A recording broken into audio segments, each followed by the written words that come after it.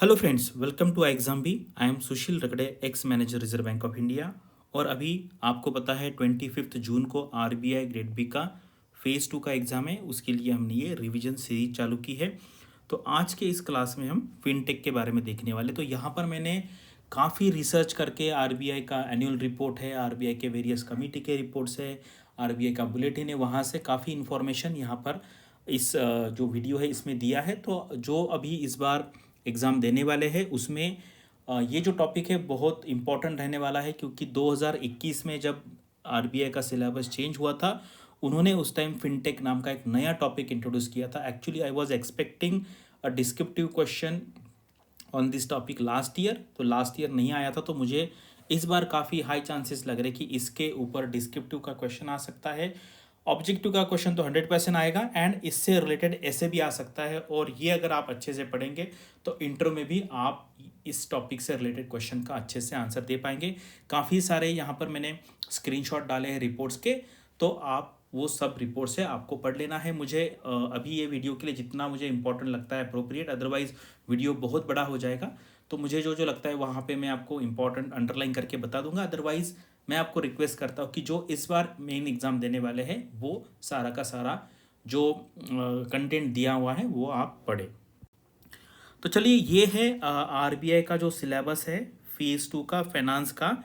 उसमें ये जो येलो पोर्शन मैंने दिखाया है ये चेंज हुआ सिलेबस है। तो मैंने लास्ट ईयर कहा था कि ये जो चेंज हुआ, ये येलो वाला है, इस पे क्वेश्चन आएगा ही आएगा। तो लास्ट ईयर ये एरिया पे क्वेश्चन आया था, तो मुझे लगता है इस बार इस पे या इस पे क्वेश्चन आने के काफ़ी हाई चांसेस है। तो अभी देखिए, अगर आप देखेंगे ना, ये आरबीआई का वेबसाइट है rbi.org.in, और यहाँ पर अगर आप जाएंगे तो ये जो एरिया है ये आरबीआई के नए इनिशिएटिव्स है। एग्ज़ाम पर्पस के लिए ये जो इनिशिएटिव्स है काफ़ी इम्पोर्टेंट है। तो इसको मैंने यहाँ पे थोड़ा जूम करके बताया है। ये आरबीआई मनी है, मोबाइल एडेड नोट आइडेंटिफायर। ये है RBI iOS internal ombudsman scheme. उसके बाद आरबीआई कहता है जानकार बनिए, सतर्क रहिए। ये आरबीआई का एक कैंपेन है पब्लिक अवेयरनेस के लिए। आरबीआई का म्यूजियम है, ये आरबीआई रिटेल डायरेक्ट करके स्कीम है। ये है आर एंड ये है टी, ठीक है। ये भी स्कीम आरबीआई के एग्ज़ाम के लिए इंपॉर्टेंट है। और ये फिनटेक, मतलब फिनटेक इतना इंपॉर्टेंट एरिया है कि आरबीआई के वेबसाइट पे उन्होंने अलग से उसको एक पोजीशन दिया हुआ है। तो चलो, जब हम आरबीआई वो जो लोगो है इस पे अगर आप क्लिक करेंगे, मैंने जो लास्ट इसमें दिखाया, तो ये वेबसाइट ओपन हो जाएगी fintech.rbi.org.in। तो यहाँ पर देखते हैं हमारे जो गवर्नर है शक्तिकांत दास, वो क्या कहते हैं फिनटेक के बारे में। India is on the way to becoming Asia's top financial technology यानी कि fintech hub with 87% fintech adoption rate as against the global average of 64%। Fintech adoption rate का मतलब होता है कोई भी नई टेक्नोलॉजी आती है तो हमारे कंट्री के जो लोग हैं उसको कितने जल्दी एक्सेप्ट कर लेते हैं। तो हमारे यहाँ पर एक्सेप्टेंस है बहुत हाई है। आप देखिए, भीम है, यूपीआई है, आप सब्जी लेने जाइए, किसी भी छोटे मोटे दुकान पे जाइए, मैक्सिमम लोगों ने इसको अडॉप्ट कर लिया है। The Reserve bank is intensively involved in developing an ecosystem which would not only nurture the future technologies but also stimulate the technological aspirations of the financial community. यानी कि आगे हम देखेंगे आरबीआई ने जो रेगुलेटरी सैंडबॉक्स का एक environment create करके दिया है। जो डेवलपर्स है, नए नए फिनटेक कंपनीज है, ये काफ़ी मतलब हम कहते हैं अच्छा साबित हो रहा है। इससे नए नए इनोवेटिव प्रोडक्ट्स बाहर आ रहे हैं। अभी देखो, सबसे अगर आपको फिनटेक के बारे में या कोई भी डिस्क्रिप्टिव के बारे में आप एक याद रखिए कि क्वेश्चन पढ़ने के बाद उसमें जो जो इम्पोर्टेंट वर्ड्स है उसको आपको एक्सप्लेन करना है। तो फिनटेक आने के बाद आपको फिनटेक के ऊपर डेफिनेशन लिखना पड़ेगा, उसका कुछ इंट्रोडक्शन लिखना पड़ेगा। तो ये मुझे लगता है एक बेस्ट डेफिनेशन है। Fintech is the intersection of finance, technology and regulation. कुछ कुछ जगह पे लोग सिर्फ ऐसा कहते हैं कि फिनटेक मतलब फाइनेंस एंड टेक्नोलॉजी, ऐसा बिल्कुल नहीं है। अगर आप रेगुलेशन फॉलो नहीं करेंगे तो आप उस एरिया में कुछ कर नहीं सकते। इसलिए fintech is the intersection of finance, technology and regulation, because in any country you have to follow the rules and regulations of that country। Otherwise you can not introduce new types of products. अगर आप कोई भी fintech में नए product introduce करते हैं और regulation उसके रिलेटेड नहीं है या वो प्रोहिबिट करता है, तो आप उस एरिया में कुछ कर नहीं पाएंगे। इसलिए अगर आप रेगुलेशन लिखेंगे नहीं इस डेफिनेशन में, तो आपका जो डेफिनेशन होगा वो 100% सही नहीं होगा। ठीक है, तो अभी कुछ फिनटेक यूनिकॉर्न्स देखते हैं 2021 में, जैसे ग्रो है, क्रेड है, जेटा है, पेटीएम है, पॉलिसी बाजार है, ये सारे भारत पे ये सारे फिनटेक है। अभी इन्होंने यहाँ पे एडटेक किया है, मुझे पता नहीं ये फिनटेक में आएगा कि नहीं आएगा, तो आप इसको अभी कंसिडर मत कीजिए। अगर आपको एग्जांपल देना है तो पेटीएम, ग्रो, क्रेड, पॉलिसी बाजार, भारत पे, रेजर पे, इस टाइप के एग्जाम्पल आप एग्जाम में दे सकते हैं डिस्क्रिप्टिव पेपर में। अभी देखिए आरबीआई ने रिसेंटली फिनटेक डिपार्टमेंट एस्टेब्लिश किया है। अभी देखते हैं कि आरबीआई की तरफ से आरबीआई का जो फिनटेक डिपार्टमेंट है वो एज अ रेगुलेटर काम करेगा, और वो क्या काम करता है हम देखेंगे। फॉस्टरिंग इनोवेशन सबसे मेन है, ये इनोवेशन आरबीआई अगर फॉस्टर करेगा तो ही वो प्रोडक्ट्स बनेंगे, अदरवाइज फिर लोग डरेंगे कि कैसे है। इसलिए ये जो रेगुलेटरी सैंडबॉक्स है, रियल टाइम में रियल डेटा के साथ जो फिनटेक कंपनीज है वो एक्सपेरिमेंट कर सकती है।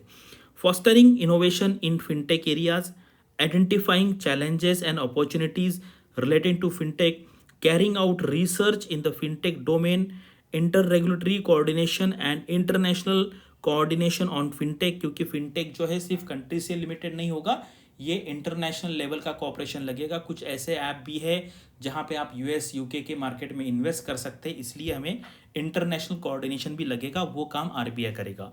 इन particular it handles the initiatives related to regulatory sandbox, central bank digital currency, secretariat support to Reserve Bank of India, innovation hub, आपको पता है ये नया है RBIH, ठीक है, and other fintech related activities. और या इसके जो चीफ है राजीव बंसल सर, वो पहले एग्जाम बी पे उनका एक वीडियो था, सीपी सर ने उनका वीडियो लिया था, आप देखिए काफ़ी अच्छा उनका इंटरव्यू है। और वो पहले आरबीआई में जीएम थे, अभी ये RBIH के वो CEO है।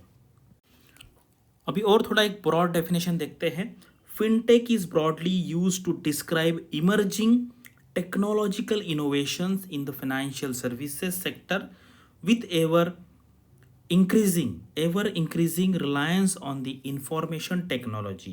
The FSB यानी कि Financial Stability Board defines fintech as a technology enabled innovations in financial services that could result in new business models, application, processes or products with an associated material effect on the provision of financial services. काफ़ी बड़ा definition है, अगर आप इसके कुछ important words भी लिखेंगे answer में तो भी मुझे लगता है उतना सफिशिएंट होगा। अगर आप देखेंगे ना, फिनटेक ये वर्ड जो है रिसेंटली यानी कि 1-2-3-4 साल पहले आया है, लेकिन आरबीआई ने इसके ऊपर काफ़ी पहले से, अभी ये तो 17 का रिपोर्ट है, लेकिन इसके पहले से ही आरबीआई ने इसके ऊपर काम करना चालू किया था। तो अभी ये है report of the working group on the fintech and digital banking. अगर कोई भी टेक्नोलॉजी मार्केट में आती है तो आरबीआई उसके ऊपर बहुत पहले से 4-5-6-7 साल पहले से ही रिसर्च चालू कर देता है, इंटरनल ब्रेनस्टॉर्मिंग होती है। तो ये हम देखते हैं कि ये जो वर्किंग ग्रुप था इसमें कौन कौन लोग थे और उसमें क्या क्या डिस्कशन हुआ था। ये थोड़ा डीप होगा, लेकिन अगर आपने ये वीडियो देख लिया तो आपको फिनटेक के ऊपर बाकी कुछ भी देखने की ज़रूरत नहीं पड़ेगी। ठीक है, देखो इंट्रोडक्शन है, कोई भी अगर देखो आपको रियली अच्छा सा पढ़ना है ना आरबीआई के बारे में, फाइनेंशियल सेक्टर के बारे में, सिर्फ एग्जाम पर्पस के लिए मैं नहीं कह रहा हूँ, एज ए जनरल अंडरस्टैंडिंग के लिए भी, तो आपको ये जो सारे रिपोर्ट्स है उसका जो इंट्रोडक्शन है वो अगर आप पढ़ेंगे तो आपको उसके पीछे की फिलॉसफी पता चल जाएगी। The term fintech is a contraction of the word finance and technology. Contraction मतलब वो ऐसा उसको कुछ वर्ड्स निकाल के उसको फिट बिठा दिया, उसको कहते हैं कॉन्ट्रैक्शन, मतलब कॉन्ट्रैक्ट कर दिया। It refers to technological startups that are emerging to challenge traditional banking and financial players, and covers an array of services from crowdfunding platforms and mobile payment solutions to online portfolio management tools and international money transfer। ठीक है, बहुत अच्छा start है। अगर आप इस तरीके से स्टार्ट करेंगे तो बहुत ज़्यादा इम्पैक्ट आएगा। मैं अभी और कुछ भी पढ़ता हूँ क्योंकि ये डिस्क्रिप्टिव पेपर है, इसलिए मैं इस पर ज़्यादा फोकस दे रहा हूँ। Some of the major fintech products and services currently used in the marketplace are P2P lending, peer-to-peer lending platforms। इसके ऊपर 4 साल पहले आरबीआई में क्वेश्चन आया था प्रीलिम्स में। मेंस में ऑब्जेक्टिव में crowd funding, blockchain technology, distributed ledger technology, big data, smart contracts, robo advisers, e aggregator etcetera. These fintech products are currently used in international finance, which bring together the lenders and the borrowers, seekers and the providers of information with or without a nodal intermediation inner agency. ठीक है, तो ये आप अच्छे से पढ़िए, कुछ important points लिख लीजिए और ये वीडियो से ही आप आपका अपना एक 600 वर्ड का आंसर बनाइए. अगर एग्जाम में आता है तो बस आपको वहाँ वो रिप्लिकेट करना है. तो देखो वो तो हमने देखा 2017 में उसका रिपोर्ट आया था, लेकिन उसके पहले जुलाई 14 2016 में, आज से 6 साल पहले ये डेवलपमेंट हुआ था. RBI sets up inter regulatory working group on fintech and digital banking. Reserve Bank of India has set up inter-regulatory group. Here, the working group has been set up to view the growing significance of fintech innovations and their interactions with the financial sector as well as the financial sector entities. The Financial Stability Development Council Subcommittee FSDC SC, ठीक है, आपको पता है FSDC के chairman कौन होते हैं? वो होते हैं फाइनेंस मिनिस्टर, और उसकी जो सब कमिटी है उसके चेयरमैन होते हैं governor. At its meeting held in April 26, 2016 had decided to set up such a working group to look into and support report to the granular aspect, यानी कि छोटे छोटे एस्पेक्ट, बहुत माइन्यूट लेवल पे, of fintech and its implications so as to review and appropriately reorient the regulatory framework and respond to the dynamics of the rapidly evolving fintech scenario.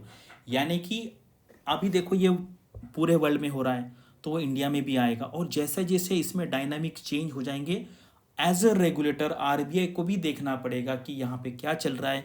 RBI can not stop such innovations. RBI को इनको एक अच्छा environment देना पड़ेगा जिसमें ये जो sector है अच्छी तरीके से with in the regulatory framework ये ग्रो करेगा. कंपोजिशन कौन कौन थे यहाँ पे? श्री सुदर्शन सेन इस कमेटी के चेयरमैन थे, और मैं ये आपको बताना चाहता हूँ, जब मैंने आरबीआई में ज्वाइन किया था अहमदाबाद ऑफिस में, तो ये मेरे उस टाइम के आरडी थे, यानी कि रीजनल डायरेक्टर. अभी हमारे यहाँ पे डॉक्टर शर्मा सर थे, वो उस टाइम पे जब रिटायरमेंट हुआ उनका, तब वो आई थिंक रायपुर में आरडी थे, रीजनल डायरेक्टर, एंड उसके बाद वो ईडी बन के गए थे एनएचबी में. ठीक है, अगर आप आरबीआई में करेंगे. और डॉक्टर शरत मलिक है, ये सीजीएम थे सेबी में उस टाइम. अभी हमारे यहाँ पे ये एज अ फैकल्टी है, ये मॉक इंटरव्यू कंडक्ट करते हैं. ठीक है, तो आप इनका नाम याद रखिए.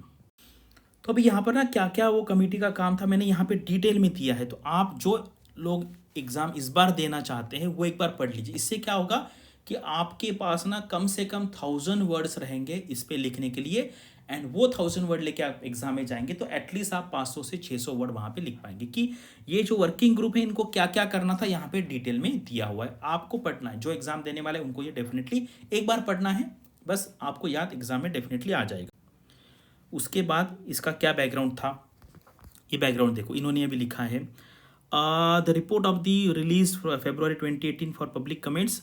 इसमें क्या होता है ना, आरबीआई क्या कहता है कि जैसे ठीक है उन्होंने डिस्कशन किया, रिपोर्ट किया, लेकिन पब्लिक कमेंट्स यानी कि हमारे जो जनरल सिटीजन्स है, अगर कोई इस फील्ड में एक्सपर्ट है तो वो उनके कमेंट्स दे सकते हैं वहाँ पे, और RBI most of the time अच्छे कमेंट्स को इंक्लूड कर देता है. One of the key recommendations of the working group was to introduce an appropriate framework for a regulatory sandbox. हम देखेंगे आगे ये क्या है. ठीक है, regulatory sandbox within a well-defined space and duration where the financial sector regulator will provide the requisite regulatory guidance. ये बहुत important है कि आपको within the purview of regulation ही काम करना है, उसके बाहर आप प्रोडक्ट्स नहीं बना सकते. So as to increase efficiency, manage risk and create new opportunities for consumers. क्या होता है रेगुलेटरी सैंडबॉक्स? ये भी एग्जाम में आ सकता है, इसके ऊपर मुझे लगता है एमसीक्यू आएगा, लेकिन फिनटेक में आता है तो आपको इसके बारे में लिखना पड़ेगा.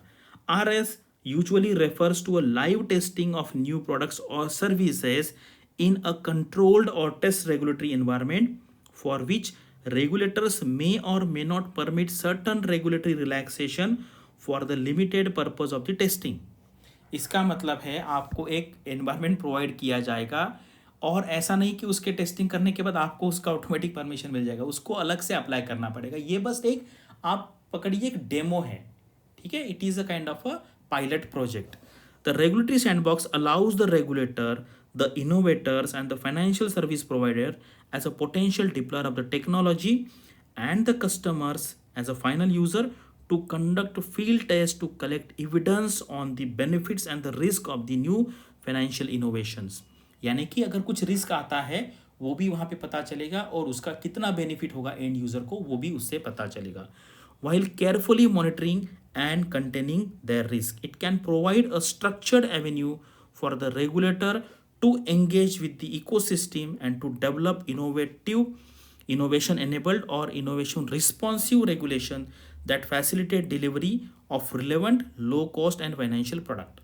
ठीक है, the RS is an important tool which enables more dynamic evidence based technology regulatory environments which learn from and evolve with emerging technology. इसका मतलब ये है कि आपको एक environment प्रोवाइड किया जाएगा, इसके अंदर आपको जो चाहे वो आप एक्सपेरिमेंट करिए और आरबीआई बताएगा कि ये रेगुलेटरी स्पेसिफिकेशंस रहेंगे एंड कभी कभी वहाँ पे आपको छूट भी मिलेगी विदाउट रेगुलेशन करने की, लेकिन जब ये फाइनल प्रोडक्ट मार्केट में आएगा तब आपको सारे रेगुलेशन उस टाइम पे जो होंगे वो फॉलो करने पड़ेंगे. तो रेगुलेटरी सैंडबॉक्स बहुत इंपॉर्टेंट है, इसको आगे हम और भी डिटेल में देखेंगे. ऑब्जेक्टिव्स क्या हैं? ठीक है, तो objective of the regulatory sandbox is to foster responsible innovation. Responsible innovation यानी कि ऐसा रिलोशन लाओ, अदरवाइज आप गैम्बलिंग करोगे कैसीनो जैसे, तो ऐसा बिल्कुल नहीं चलेगा. ठीक है, रिस्पॉन्सिबल इनोवेशन करना है कि जो विद इन रेगुलेटरी फ्रेमवर्क रहेगा. In financial services promote efficiency and bring benefits to the customers. Consumers यानी कि एंड जो यूज़ करता है. जैसे अभी कुछ लोन के एप्लीकेशंस आरबीआई ने मोबाइल एप्लीकेशंस बैन किए क्योंकि वो आरबीआई को लगा वो रिस्पॉन्सिबल इनोवेशन नहीं था, उस पर काफ़ी लोगों को दिक्कत आ रही थी, एक्स्ट्रा इंटरेस्ट चार्ज कर रहे थे. इसलिए जो प्रोडक्ट बनेगा, जो भी सर्विसेज बनेंगे वो रिस्पॉन्सिबल होनी चाहिए. ठीक है, the regulatory sandbox at its core a formal regulatory program for market participants to test new products, services और business models with customers in a live environment. यहाँ पर जो कुछ भी डेटा होगा वो कंप्यूटर जनरेटेड नहीं होगा, वो लाइव डेटा होगा. Subject to certain safeguards and oversight. The proposed financial service to be launched under the RS should include new or emerging technology or use of existing technology in an innovative way and should address a problem and bring benefits to consumers. ये बहुत important है. मतलब ये जो नया product and services आएगा वो existing जो कंज्यूमर्स के प्रॉब्लम है वो सॉल्व करेगा, उसको इजी बनाएगा एंड फाइनली जो लोग हैं उनको उसका बेनिफिट मिलना चाहिए. जो लोग स्टॉक मार्केट में इन्वेस्ट करते थे 15 साल पहले कैसी कंडीशन थी, कितना डिफिकल्ट था, कितने पेपर साइन करने पड़ते थे, और आज मोबाइल बेस में कितना ईजी हो गया है, ये देखने के बाद आपको पता चलेगा. अभी देखो आप बिल पेमेंट करते हो, आपका जो इलेक्ट्रिसिटी बिल है, फ़ोन बिल है, पहले आपको लाइन में जाना पड़ता था, अभी कितना ईजी हो गया. ये मैंने जस्ट कुछ रॉ एग्जांपल दिए हैं. इस तरीके से आपकी जो लाइफ है इसकी वजह से काफ़ी ईजी हो रही है और आगे जाके और भी ईजी बनेगी. ठीक है, तो क्या क्या बेनिफिट्स हमने देख लिया है. आप जो एग्ज़ाम देने वाले हैं वो पढ़ ले, काफ़ी डिटेल में मैंने यहाँ पर ये दिया हुआ. ये देखो सेकंड है, थर्ड है, फोर्थ है, फिफ्थ है. इस तरीके से अगर आप लिखेंगे एग्जाम में ना तो आपको 100% बहुत अच्छे मार्क्स मिलेंगे.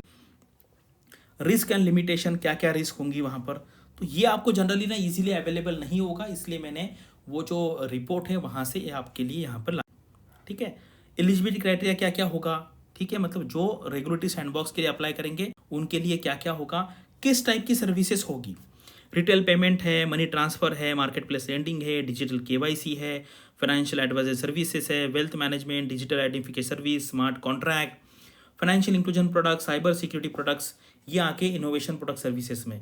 इनोवेटिव टेक्नोलॉजी, डेटा एनालिटिक्स है, मोबाइल टेक्नोलॉजी एप्लीकेशंस है, एप्लीकेशन प्रोग्राम इंटेस्ट एपीआई आपने नाम सुना होगा. ठीक है, ब्लॉकचेन वाले हैं, मशीन लर्निंग है, आर्टिफिशियल इंटेलिजेंस है. एक्सक्लूजन है, ये बहुत इंपॉर्टेंट है, सभी को नहीं मिलेगा चांस. क्रेडिट रजिस्ट्री को परमिशन नहीं है, क्रेडिट इंफॉर्मेशन को नहीं है, क्रिप्टो करेंसी क्रिप्टो एसेट को नहीं है, इनिशियल कॉइन ऑफर इसको आईसीओ करते हैं, चेन मार्केटिंग सर्विसेज इसको भी परमिशन नहीं है, क्रिप्टो एसेट है. Any product services which have been banned by regulators और गवर्नमेंट ऑफ इंडिया, इनको परमिशन नहीं मिलेगी। तो ये भी अगर आप इतना सारा लिखेंगे तो आपका आंसर सबसे बेस्ट वहाँ पर लगेगा। ठीक है, अभी फिट एंड प्रॉपर क्राइटेरिया क्या है, ये काफ़ी डिटेल में दिया मैंने, यानी कि जो रेगुलेटरी सैंडबॉक्स की जो कंपनीज है जिनको वहाँ पर अप्लाई करना है, इनको करना, उनके लिए वो जो डायरेक्टर्स है उनके लिए क्या क्या कंडीशन है ये देख लिया यहाँ पर। ठीक है, reserve Bank of India announces the opening of the first cohort under the regulatory sandbox, यानी कि अभी तो हमने देख लिया है, अभी फर्स्ट कोहर्ट यानी कि पहला ऐसा एक्सपेरिमेंट जिसमें एक थीम होगी, उस पे सारे लोग काम करेंगे। क्या है पहला, रिटेल पेमेंट्स। ठीक है, as is theme the adoption of retail payment as the theme is expected to spur innovation in digital payment space and help in offering payment services to the unserved and the underserved segment of the population. कब हुआ था ये, 2019 में, near about 2.5 से 3 साल पहले की ये बात है। ठीक है, फिर उसके बाद क्या क्या होगा इसमें, ये सारा यहाँ पर आपको पढ़ना है। ऑफलाइन सर्विसेज क्या है, कॉन्टैक्टलेस सर्विस, ये बहुत इंपॉर्टेंट है। अभी रिसेंटली ये जो सारे उस टाइम एक्सपेरिमेंट हुए थे वो अभी रियल लाइफ में आ रहे हैं। अभी आरबीआई इनोवेशन हब, इसके बारे में भी हमने बात की थी। इसमें बताया हुआ है कि will set up an Reserve Bank of India innovation hub to promote innovation across financial sector by leveraging on technology and creating an environment which could facilitate and foster innovation. तो ये जो कमिटी थी, गवर्निंग काउंसिल, इसके chairperson जो थे वो थे कृष गोपाल कृष्णन, इनका नाम सेनापति गोपाल कृष्णन है, को फाउंडर एंड को चेयरमैन ऑफ इन्फोसिस। ठीक है, Shri Gopal Krishnan is currently chief mentor of startup village. ठीक है, तो ये है। एंड मैंने जो राजेश बंसल सर का जो नाम बताया वो वहाँ पे सीईओ है, यानी कि डे टू डे काम वो देंगे। ठीक है, अभी उस टाइम ये नहीं बना था, लेकिन अभी ये राजेश बंसल है। बाकी आप देख लीजिए, काफ़ी अच्छे अच्छे लोग इंडस्ट्री से यहाँ पर है। अभी रिसेंटली आरबीआई का जो एनुअल रिपोर्ट आया है उसमें भी क्या क्या मैंने मिलता है फिनटेक के बारे में, वो मैंने सर्च करने का ट्राई किया है। तो अभी देखिए कि ये है आरबीआई का एनुअल रिपोर्ट 2022 वाला। In response to the expanding horizon of fintech, the Reserve Bank of India set up a full fledged fintech department effective from January 4, 2022। ये डेट आपको याद रखना है। The Reserve Bank of India Innovation Hub was also set up during the year to build an ecosystem for development of prototype, patent, and proofs of concept while promoting cross-thinking spanning regulatory domains and the national boundaries. ये जो announcement है ये budget में हुआ था। In the fintech space the RBI will facilitate setting up of 75 digital banking units in 75 district of the country during 22-23। और कल ही परसों ही मैंने रिसेंटली न्यूज़ पढ़ा था, हमारे सिटी में भी इसमें से एक डिजिटल बैंकिंग यूनिट स्टार्ट होने वाला है। It will also work towards ensuring execution of key projects of importance through RBIH during the year while finalizing its vision, mission and strategy document and a policy framework for digital banking and fintech. Testing and evaluation of entities under the third and fourth cohorts of the regulatory sandbox on MSME lending and prevention and migration of financial frauds, as also the outcome from the hackathon Harbinger 2021 are expected to provide innovative solution for the financial sector. अगर आपको really बहुत expertise हासिल करनी है तो आपको RBI के annual report ये सारा पढ़ना है। अभी क्या है ना, बहुत सारे स्टूडेंट होते हैं ना, उनको ये चीज़ें बहुत बोरिंग लगती है, क्या पढ़े क्या समझ में नहीं आता है। लेकिन रियली अभी देखो, मैं आरबीआई छोड़ के मुझे 6-7 साल हो गए, लेकिन स्टिल मैं इसको एज अ स्टूडेंट पढ़ता हूँ। ये सेक्टर में मेरा आने का पर्पज़ ये है कि ये एक्चुअली स्टडी करना मुझे बहुत पसंद है। एंड अगर आपकी कोई हॉबी है एंड आप उसी को अगर आपका प्रोफेशन बना दे तो उससे अच्छा कोई नहीं हो सकता। फिर आपको कभी बोर नहीं होगा। मैं रात को कभी कभी 1 बजे भी वीडियो बनाता हूँ, कभी सुबह 4 बजे भी बनाता हूँ, क्योंकि that is kind of my hobby. और ये पढ़ना मुझे अच्छा लगता है। अगर आरबीआई में भी होता तो मैक्सिमम लोग नहीं पढ़ते, आरबीआई में जाने के बाद क्या पढ़े, लेकिन होते कोई 2-4%, फिर वही लोग फिर आगे टॉप लेवल तक जाते हैं। फिनटेक डिपार्टमेंट, ठीक है, ये अलग सा एक पैसेज है, आप यहाँ पे पढ़ लीजिए। थोड़ा मैं आपको बता देता हूँ क्या इंपॉर्टेंट है। The fintech division which was operating with in the DPSS यानी कि department of payment and settlement system since July 2020 is now made a full fledged department effective from January 4, 2022 in a view to give further focus to the area and facilitate innovative in fintech sector। यानी कि इनका मतलब ये है कि पहले एक division था, अभी फुल फ्लेजेड ये डिपार्टमेंट बन गया है क्योंकि उसका उतना अभी इम्पोर्टेंस बढ़ रहा है।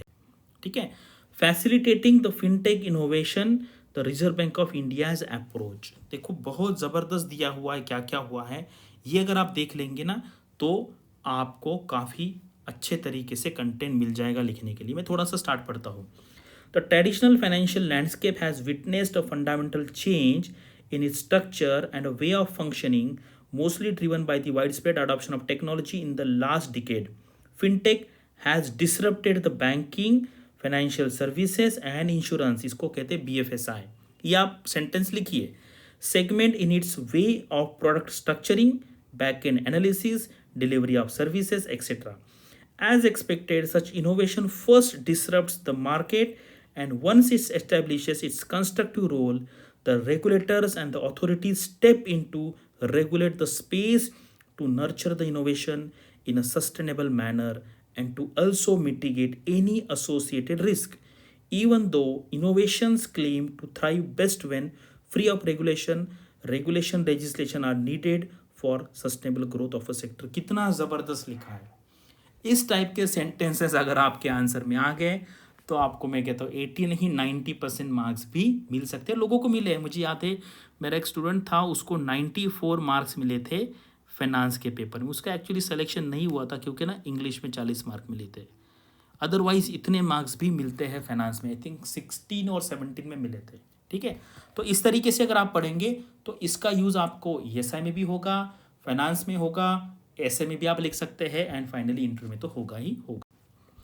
एजेंडा 2022-23 में क्या है, ये RBI के रिपोर्ट में है। क्या क्या लिखा है, implement the road map laid down by the vision and strategy document fintech. ठीक है, उत्कर्ष उसको कहा है। Exploring policy framework digital banking fintech big tech. देखो एक फिनटेक होता है, एक बिग टेक है, एक रेगटेक भी है। रेगटेक यानी regulatory technology. Phase introduction of CBDC central banking digital currency, facilitating setting up of 75 digital banking units in 75 district of country. ये कौन करेगा, ये तो बैंक करेगा, लेकिन RBI will play as a facilitator. ठीक है, ensure execution of key projects of the important through Reserve Bank of India innovation hub. अभी यहाँ पर क्या है, during the year a new fintech micro site, हमने देख लिया ना वो fintech.rbi.org, उस के बारे में बात करें, was made live in coordination with the fintech department and the Reserve Bank of India Innovation Hub। ये क्या क्या हुआ, ये RBI के रिपोर्ट में दिया हुआ है। उसके बाद ये भी देख लीजिए, ये भी काफ़ी अच्छा पैसेज है, आप यहाँ पे देख लेंगे तो आपको काफ़ी फ़ायदा होगा। कुछ यहाँ पे मैं एक दो लाइन अच्छी थी यहाँ पर, collaboration between card issuing bank, fintech players and other stakeholders of a payment ecosystem are likely to give rise to new hybrid models of finance that will help address credit gaps and ramp up last mile outreach by leveraging on the geographical footprint of a bank and technological know-how of a fintech company। कितना ज़बरदस्त है। मतलब अभी क्या है ना, आपको अगर किसी को क्रेडिट चाहिए तो आपको बहुत डिफ़िकल्ट प्रोसीजर है, लेकिन ये अच्छे एप्लीकेशन जब आएंगे प्रॉपर बैंक्स के, जैसे आप पकड़िए, जैसे आप देखो HDFC बैंक है, ठीक है, HDFC बैंक है, उसके बाद SBI है। अभी लोन का प्रोसीजर काफ़ी डिफ़िकल्ट है, लेकिन उसके बाद क्या होगा, मोबाइल एप्लीकेशन में बस आप अपना नाम लिखिए, सरनेम लिखिए, मोबाइल नंबर डालिए, आधार नंबर डालिए, पैन कार्ड डालिए। इससे क्या होगा, सारे जितने सारा आपका क्रेडिट हिस्ट्री है, आपका बैंक अकाउंट है, आपका प्रीवियस जो परचेस है, उससे आपका पता चल जाएगा बिहेवियर कि आप किस टाइप के, मतलब आपका फाइनेंशियल बिहेवियर है, आपके अकाउंट में कितना पैसा है, आपने पहले कितना खर्चा किया है, आपका क्रेडिट हिस्ट्री क्या। इससे ऑटोमेटिक आपको आपका क्रेडिट स्कोर आ जाएगा, आपको वो इंटरेस्ट रेट भी ऑफर कर सकते हैं फ्लेक्सिबल, आप कितने अमाउंट के लिए एलिजिबल हैं, आप यहाँ पे टर्म्स एंड कंडीशन सेट कर सकते हैं, कितने EMI चाहिए, क्या चाहिए। तो इस तरीके से ये बहुत आसान होने वाला है, घर बैठ के इमीडिएटली आपको ये सारा मिलेगा। लेकिन अभी क्या है, कोई मोबाइल पेमेंट एप्लीकेशंस आए, लेकिन जब ये बड़े बड़े बैंक्स इसमें आएंगे तभी इसका फ़ायदा लोगों को होगा और लोग भी इस पर भरोसा करेंगे। ठीक है, ये भी आप पढ़ लीजिए यहाँ पे। तो मुझे जो जो लगता है ना वो सारा मैंने बात की थी उसके बारे में, रेगटेक के बारे में। उसके बाद सुपटेक भी है, सुपरवाइजरी टेक्नोलॉजी, रेगुलेटरी टेक्नोलॉजी। तो ये इंपॉर्टेंट पैसेज है, आप यहाँ पे पढ़ लीजिए। फिनटेक रिलेटेड एक्टिविटीज़ क्या क्या हुई है, The Indian fintech industry as it stands today is the result of unique convocation of India's technological enablers, regulatory interventions, business opportunities, as well as certain other unique characteristics which have led to the establishment of a third largest startup ecosystem in the world. तो इसमें number 1 होगा mostly I think US होगा, number 2 China होगा and number 3 पे आएगा India. ये भी काफ़ी डिटेल में है। इसमें टोटल एक्टिविटीज़ है, कितना फंडिंग मिला है, fintech activity in India, funding and employment trends during कोविड-19। ठीक है, ये पिछले आरबीआई के रिपोर्ट में था, एनुअल रिपोर्ट में। तो इस साल का जो रिपोर्ट था ना 2000, हम उसको कहेंगे 21-22 वाला, एंड इसके पहले वाला है 2020-21 वाला। तो इसमें ना थोड़ा कम डेटा था, इसलिए मैंने प्रीवियस ईयर वाला भी रिपोर्ट है वो भी यहाँ पे आपके लिए लाया। ठीक है, तो ये सारा आप यहाँ पे पढ़ लीजिए। अभी हम इसका थोड़ा सा ना मैं आपको कंक्लूजन पार्ट बताता हूँ, कितना अच्छा लिखा है। While fintech firms initially suspended operation during lockdown due to uncertain impact of the COVID-19 on their risk and business models, the stress started to diminish later the year. The considerable optimism remains about the sector. Their operations do not directly depend on the movement of the goods and serve people, यानी कि घर पे बैठ के भी काम कर सकते हैं, and they are more suited for work from home culture. The pandemic has also presented an opportunity to expand operations as the general public expected to emerge out of the crisis more comfortable with new technology. ठीक है, इस तरीके से इन्होंने थोड़ा सा employment opportunities के पे भी बात किया कि फिनटेक पार्ट ऐसा है कि कोई भी वर्क फ्रॉम होम भी यहाँ पर काम कर सकता है। फिनटेक फंडिंग है, फिनटेक का फंडिंग देखो, ये है आपका फंडिंग, यानी कि ब्लू वाला जो है कितने अमाउंट में फंडिंग मिला है ये है, लेफ्ट साइड में देखिए, एंड नंबर ऑफ कंपनीज जो है आपको यहाँ पर दिखाई देगी ऑरेंज में, यानी कि नियर अबाउट 35 कंपनीज है। तो इस तरीके से आप देख सकते हैं कि कितना फंडिंग फिनटेक में आया था 2021। ठीक है, उसके बाद ये भी रेगुलेटरी टेक्नोलॉजी के बारे में दिया हुआ है, तो ये आप यहाँ पर पढ़ सकते हैं। जो इस बार का एग्जाम देने वाले हैं वो बस यहाँ पे पढ़े, ज़्यादा याद रखने की ज़रूरत नहीं, एक बार आपको ये पता चल गया तो आप डेफिनेटली आंसर लिख पाएंगे। Reserve Bank of India organized 2 virtual webinars on artificial intelligence and central banking and the promise of fintech, financial inclusion in the post-COVID-19 era. यहाँ पे एक ऑब्जेक्टिव क्वेश्चन आने के चांसेस है। SAARC finance and RBI initiative. SAARC finance क्या है? SF कहते हैं। The SAARC finance is a network of central bank governors of the SAARC region which was instituted on September 9, 1998। तो इसके बारे में भी आप देख सकते हैं कुछ फिनटेक के बारे में क्या क्या लिखा है। तो the timeline of the events under the Reserve Bank of India SF chair.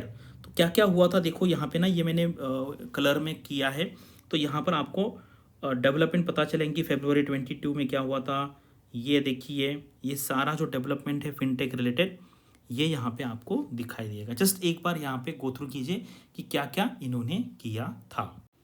ये उस टाइम पे न्यूज़ आई थी, RBI new department to push innovation in fintech space. ठीक है, ये आया था इतने इतने डेट को। The new department will promote innovation, identify challenges and opportunities in fintech and address them in a timely manner. ठीक है, ये है। फिर RBI appoint Shri Ajay Kumar Chaudhary as a new ED. Actually लोगों को कहाँ पता चला ना, इस डेट को मैंने ये इमेज डाला था टेलीग्राम चैनल पे।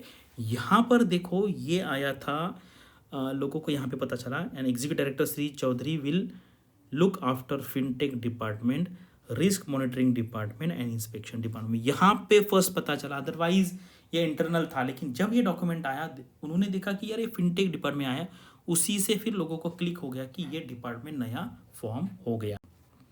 और मैंने आप देखिए 2018 में ही मुझे थोड़ा सा एक आइडिया आ गया था कि ये ना, एक मैंने आपको कहा कि मुझे नई नई चीज़ें पढ़ने में काफ़ी इंटरेस्ट है, तो उस टाइम पे मैंने एक ये कोर्स किया था इंट्रोडक्शन टू फिनटेक, और ये EDX जो है उस पर कोर्स किया था। इसका ना नियर अबाउट यूनिवर्सिटी हांगकॉन्ग है, आई थिंक उस टाइम पे $100 कुछ इसकी फ़ीस थी, काफ़ी अच्छा था। तो उस टाइम पे तो ये बहुत नया था। अब ये देखो नियर अबाउट ये 4 साल पहले की बात है। ठीक है, तो यहाँ इसके बाद एग्ज़ाम होता है, उसके बाद आपको ये वेरीफाइड सर्टिफिकेशन मिलता है। तो आजकल काफ़ी सारे फ्री में भी आ गए, अभी ये तो काफ़ी महंगा है, नियर अबाउट 8,000 के आसपास हो गया है। अगर आपको इंटरेस्ट है इस फील्ड में या कुछ आगे जाके करना है करियर, तो आप इसके बारे में कुछ कोर्सेज कर सकते हैं। ठीक है, ये उसका कुछ, ये देखो $99 इसकी फ़ीस थी और कुछ 50% पासिंग था, तो मुझे यहाँ पर 89% मार्क मिले थे। ठीक है, चलिए ये है उस टाइम पे ना इसका ये ऐड आया था पेपर में कि CEO अपॉइंट करना है reserve Bank of India hub. तो ये मैंने इसलिए लिया है क्योंकि यहाँ पे ना आपको थोड़ा सा इन्फॉर्मेशन पता चलेगा क्या है। RBI announced setting up the Reserve Bank of India hub with the objective to test potential new capabilities, opportunities in technology and leverage on the same to create leverage का मतलब है उसका यूज करके कुछ बड़ा करना, create viable products or services and enable their adoption for wider reach and greater impact across the country. The hub would also develop internal infrastructure to promote fintech research and facilitate engagement with innovators and startups. RBH is managed by an independent governing structure with industry stalwarts as its members. हमने जो देखा Chris Gopal Krishnan उसके chairperson थे। उसके बाद ये fintech के area में क्या क्या हुआ है, मतलब कहाँ से ये स्टार्ट हुआ है। Factors contributed to development of fintech from 2007 are as follows. Emergence of the smartphone, क्योंकि ये फिनटेक मतलब सारा मोबाइल पे ही होता है। अगर पुराने वाले मोबाइल होते तो कुछ नहीं हो पाता, अभी स्मार्टफोन आया इसलिए ये आगे बढ़ रहा है। तो 2008 ग्लोबल फाइनेंशियल क्राइसिस है, इसके बाद नए नए इनोवेशन हुए हैं। Post crisis financial regulatory reforms, उसके बाद भी नए नए फिनटेक कंपनीज इवॉल्व हो रही है। India's fintech market projected to touch 150 to 160 billion bye 2025। ये जस्ट आप आंसर में कुछ आपको लिखना है इसके बारे में या सब्सटैंशिएट करना है तो उसके बारे में लिख सकते हैं। यह हरबिंजर है, यानी कि RBI ने ये ग्लोबल हैकेथॉन रखा था। हैकेथॉन मतलब क्या है, कुछ एक लोग आएंगे, कोडर्स आएंगे, प्रोग्रामर्स आएंगे वहाँ पे, इसके बारे में ये प्रॉब्लम स्टेटमेंट होगा, उसका आपको सोल्यूशन बताना पड़ेगा। Alternate authentication mechanism for digital payments, किस तरीके से आप ऑथेंटिकेट कर सकते हैं। फिंगरप्रिंट स्कैनर है, रेटिना है, बहुत सारे इसमें आपको इनोवेट करना है वहाँ पर। अभी देखते हैं इसका फाइनल रिजल्ट आया कि नहीं आया, तो हम डिटेल में भी देखेंगे इसमें क्या क्या किस किस टाइप के सोल्यूशन लोगों ने सजेस्ट किए थे। Context based retail payment solution, non mobile digital payment solution, यानी कि अगर आपके पास मोबाइल नहीं होगा तो आप कैसे पेमेंट कर पाएंगे, उसका भी एक है। Social media analysis tool for digital payments and fraud detection, social media से कुछ हमें हिंट मिलते हैं कि नहीं मिलते, ये भी है। तो काफ़ी अच्छा ये कंपटीशन हुआ होगा, ठीक है। ये डिटेल में यहाँ पे दिया, अगर आपको इसको डिटेल में पढ़ना है क्या क्या था उसका problem statement. It aims to solve the following challenges in the payment and settlement landscape, इस तरीके का प्रॉब्लम दिया था और जो सोल्यूशन प्रोवाइडर्स थे, इनोवेटर्स थे, उनको उसका आंसर निकालना था, ठीक है। तो ये कुछ न्यूज़ है B2B फिनटेक रिलेटेड, आप इसको देख सकते हैं। और ये अभी जो फोर्थ हुआ है ना, ये जो फोर्थ हुआ है वो है prevention and mitigation of financial frauds के बारे में एक न्यूज़ था, और ये हो गया फोर्थ वाला। तो अगर आप देखेंगे फर्स्ट जो हुआ था वो हुआ था रिटेल पेमेंट पे, सेकंड हुआ था क्रॉस बॉर्डर पेमेंट्स पे, इसके बाद थर्ड जो हुआ था वो हुआ था MSME लेंडिंग पे, ठीक है। और अभी जो फोर्थ है, जो हमने देखा फोर्थ, वो है prevention on and mitigation of financial frauds. तो ये जो है मुझे लगता है ये डेफिनेटली MCQ में आ सकता है। और अभी हमारा स्पेशल डिस्काउंट चालू है फ्लैट 40% का। अगर आपको RBI या नाबार्ड या SEBI या कोई भी बैंकिंग रिलेटेड कोर्स करना है, अभी आपने हमारा पढ़ाने का तरीका देख लिया, ये तो रिकॉर्डेड फॉर्मेट में हमारे यहाँ पर डेली लाइव क्लासेस होते हैं। जो एक्सक्लूसिव कोर्स है उसमें डायरेक्टली आप मेरे सामने 1-on-1 बैठ के आप क्वेश्चन पूछ सकते हैं। एंड हमारा जो एक्सट्रीम बी प्रोग्राम है वो तो हम क्लासरूम करने वाले हैं पुणे में। तो पुणे में if you are interested to join our extreme B course specifically for RBI grade B, वो जुलाई में होने वाला है। अगर आपको उसके बारे में इंफॉर्मेशन चाहिए तो आप यहाँ पे पूछ सकते हैं। So thank you for watching this video and all the best for your studies and upcoming examinations.